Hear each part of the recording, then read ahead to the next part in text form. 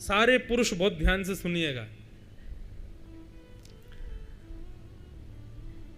भाई लोग जितना नाम जप करेंगे, भाई लोग जितनी तीर्थ यात्रा करेंगे, भाई लोग, हमारे भाई बंधु लोग जितना नर्मदा गंगा यमुना स्नान करेंगे,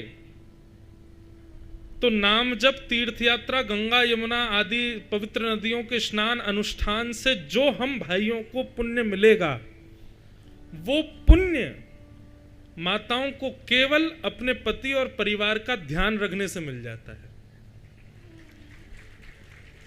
ये बात बिल्कुल सत्य है, ये मैं नहीं कह रहा हूं। भर्तु शुश्रूषणम स्त्रीणाम परो धर्मो यमायया।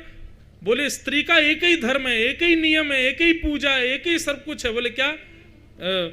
तद बंधु नाम च कल्याणम प्रजा नाम चानुपोषणम। पति और पति के पूरे परिवार, मतलब अपने परिवार का ध्यान रखना, उनका कल्याण करना, इसी से ही उसको पुण्य मिल जाते।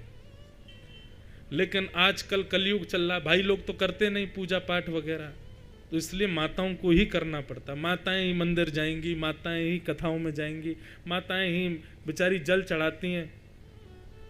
सोचो उनका पुण्य कितने लेवल को पार कर गया होगा। उनको तो वैसे ही पुण्य मिलता है पति बच्चों का ध्यान रखने से, और वो ये सब करती होंगी तो उनको कितना पुण्य मिलता होगा। लेकिन माताएं क्या करती हैं? सारा पुण्य करती हैं, और पुण्य करके मेरे बेटे को मिल जाए, मेरे पति को मिल जाए, हमारी सासू माँ ठीक हो जाए, वो बांट देती है। संग्रह की स्थिति नहीं होती माँ के हृदय में, वो बांटती है। इसलिए ये मंदिर जाना, नाम जप करना, घर के ठाकुर जी की सेवा करना, यज्ञ अनुष्ठान करना, नदियों में स्नान करना, ये कर्तव्य माताओं का नहीं है। करती हैं माताएं, क्योंकि भाई लोग खाली बैठे हैं, करते ही नहीं। लेकिन ये कर्तव्य भाइयों का है, हम लोगों को करना चाहिए। तद बंधु नाम च कल्याणम प्रजा नाम चानुपोषण। स्त्रियों का धर्म बताया, और अंत में भीष्म पितामह ने भागवत धर्म बताया। भागवत धर्म मतलब भक्त धर्म। भक्त का धर्म क्या है? कायेन वाचा मनसेन्द्रियैर्वा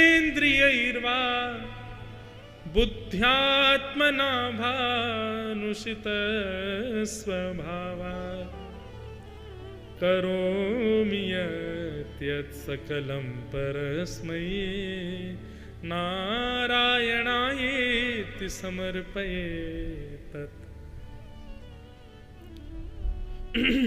मैं जो कुछ भी करूं सब ठाकुर जी को अर्पित, मेरा कुछ नहीं। आपने घर बहुत अच्छा बनाया, हमारा नहीं है, ठाकुर जी का है। आपकी गाड़ी बहुत बढ़िया, हमारी नहीं है, ठाकुर जी की। आपका पुत्र बड़ा सुपात्र, हमारा नहीं है, ठाकुर जी का है। लेकिन कई लोग बड़े चतुर हैं आजकल लोग, उनसे कहो घर बहुत अच्छा, हमारा नहीं, ठाकुर जी का। ठाकुर जी कहते हैं अच्छा बेटा तो फिर तुम निकलो, हम रहें। स्वीकार है? नहीं हो पाएगा स्वीकार। गाड़ी बहुत बढ़िया, ठाकुर जी के, ठाकुर जी कहते तो तुम रहो, पैदल चलो, हम आएंगे गाड़ी में। स्वीकार है? नहीं। हम बोलने में भक्ति दिखाते हैं, लेकिन स्वीकारिता में भक्ति नहीं होती है, ये भी गलत है। स्वीकार करो। हाँ, गोस्वामी तुलसीदास जी ने रामचरितमानस में एक चौपाई लिखी, सिया राम मैं सब जग जानी, करहूं प्रणाम जोरी जुग पानी। पूरे विश्व को सिया राम में जान करके सबको प्रणाम करो, गोस्वामी जी ने लिखा। और लिख करके जैसे ही काशी विश्वनाथ भगवान का दर्शन करने जा रहे थे तो आगे एक नंदी आ गया, बैल। अब बैल मार्ग में आ गया तो गोस्वामी तुलसीदास जी उसको ह करके हटाने लगे और उसको धक्का देने लगे। धक्का दे करके बेचारे को हटा दिया, गए महादेव का दर्शन करके लौट के आए। जैसे ही मानस जी खोली तो ये चौपाई अंतर ध्यान हो गई, गायब हो गई। गोस्वामी जी बोले हमने लिखी, गायब कैसे हो गई? फिर से लिखी, सिया राम मैं सब जग जानी, करो प्रणाम जोर जुग पानी। इतने में ही महादेव प्रकट हो गए। बोले जो करते नहीं हो वो लिख क्यों रहे हो? जो तुम्हारी करनी में नहीं है उसको तुम लिख क्यों रहे हो? लिखिए भी मत। अरे महादेव नहीं, मैं सब में ठाकुर। बोले अच्छा, आज सुबह नंदी मिला था, मैं ही था वो, और तुमने तो ह करके और जैसे जानवर को हटाते हटा दिया हमको। हमको लगा तुमने चौपाई लिखी है तो निश्चित है कि तुम हमको नंदी में भी देख लोगे, लेकिन वहां भी तुमने एक जानवर को देखा। गोस्वामी जी के नेत्र सजल हो गए, बोले जय हो भगवान, मैं वास्तव में देख चुका था आपको, लेकिन मैं ये प्रमाण जानना चाह रहा था कि मैंने जो लिखा है वो वास्तविक है कि नहीं, और आपने आकर के उसकी वास्तविकता सिद्ध कर दी। आपने आकर के बता दिया कि हाँ सिया राम मैं सब जग जाने, सब में सिया राम है, ये आपने प्रकट हो गए। इसी के लिए तो मुझे पता तो चल गया था, वो नंदी में से सुगंधी आपकी आ रही थी, लेकिन फिर भी मैंने जबरदस्ती इसलिए हटाया ताकि इस बात को प्रमाणित करने के लिए आप आओ। ठीक वैसे ही बंधुओं, जो कहते हो उसको स्वीकार भी करो। भागवत धर्म कहता है काया से, वचन से, मन से, बुद्धि से मैं जो कुछ भी करूं सब ठाकुर जी को अर्पित, सब ठाकुर जी को अर्पित। मेरा श्रेय है, मेरा है, ऐसा नहीं। लेकिन कहते तो 90% लोग हैं सब ठाकुर जी का है, पर यदि ठाकुर जी कभी आ जाएं अपना हिस्सा लेने तो हम उनको भी अदालत ले जाएंगे, केस कर देंगे उन पर। हमें इतने खतरनाक हैं हम लोग। इसलिए बहुत गनीमत मानो कि आप कहते हो कि घर ठाकुर जी का, तो ठाकुर जी मन ही मन सोच रहे होंगे कोई बात नहीं बेटा, हम नहीं आएंगे।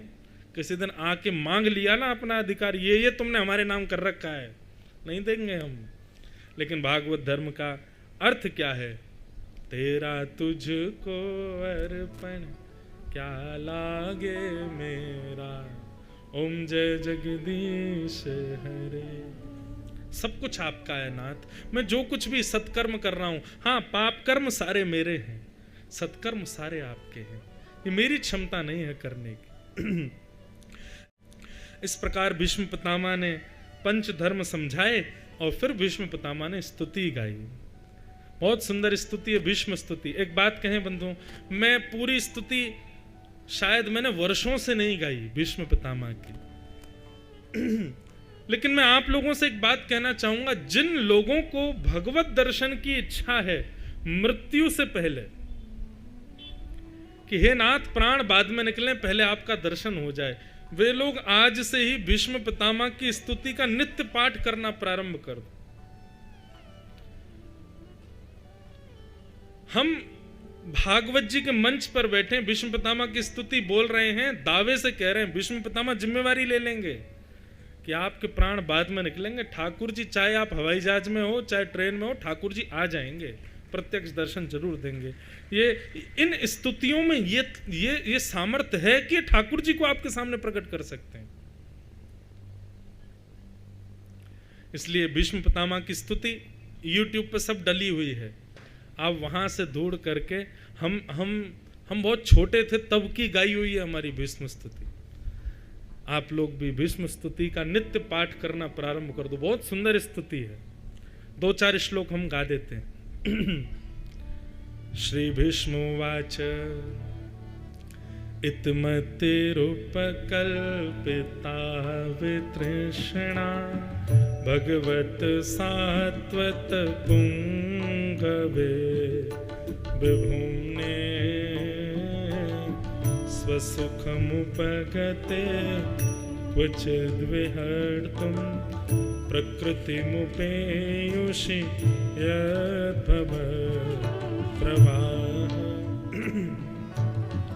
त्रिभुवनकमनं तमालवर्णं रविकरगौरवराम्बरं दधाने वपुरलककुलावृताननाब्जं विजयसखे रतिरस्तु मे वद्या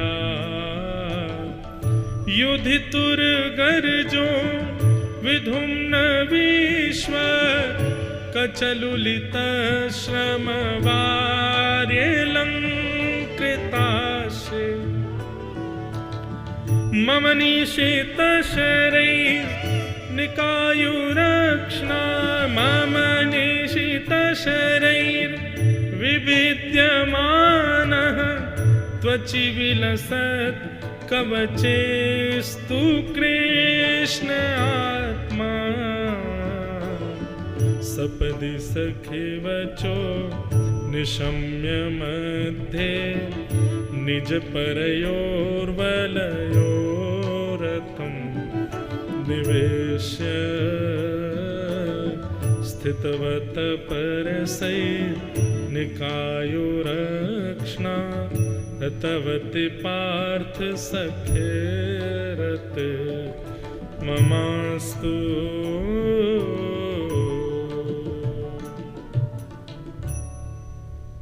भीष्म पितामह भगवान की स्तुति गा रहे हैं, बहुत ध्यान से सुनना।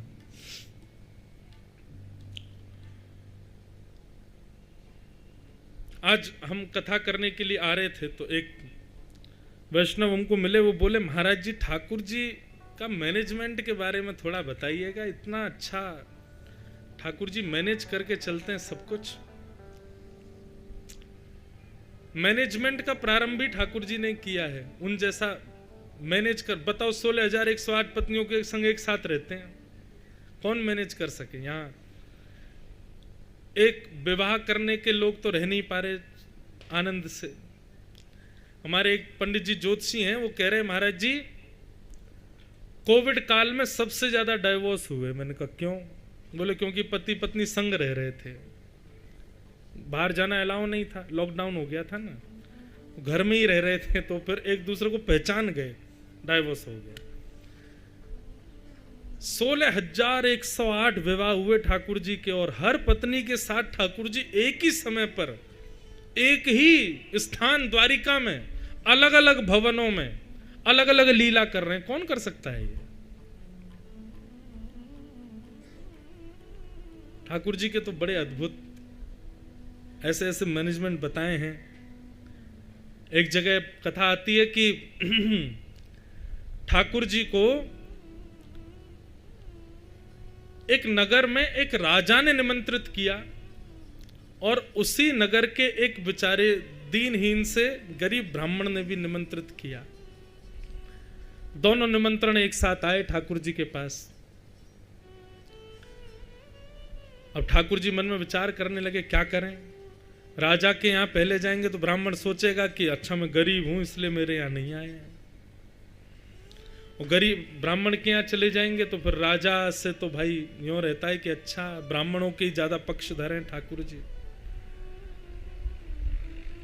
सो ठाकुर जी का मैनेजमेंट ऐसा है कि पूर्ण व्यवस्थित करते हुए चलते हैं। वो तो कर्तुम अकर्तुम अन्यथा कर्तुम समर्थ ईश्वर, ऐसा रूप धारण किया कि दोनों के पास एक साथ गए, एक साथ दोनों को सुख प्रदान किया।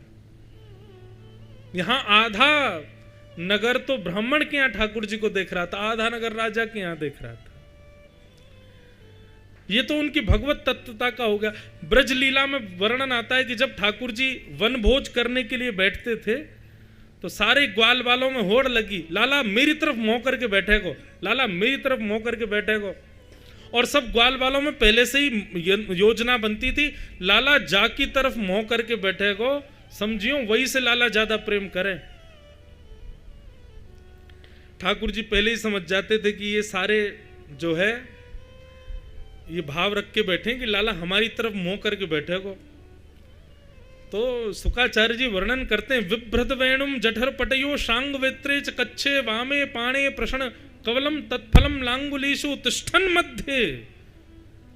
चारों तरफ ग्वाल वालों को बैठा करके ठाकुर जी बीच में बैठ जाते हैं। और बीच में कैसे बैठे हैं? जैसे कोई चीखने से पाटे पर घूम घूम गोल गोल के भोजन कर रहा हो, ऐसे ठाकुर जी भोजन कर रहे हैं। सबकी ओर दृष्टि पड़े, किसी एक को ये ना लगे कि मेरे ज्यादा हैं उसके कम हैं, सबका बराबर हूं।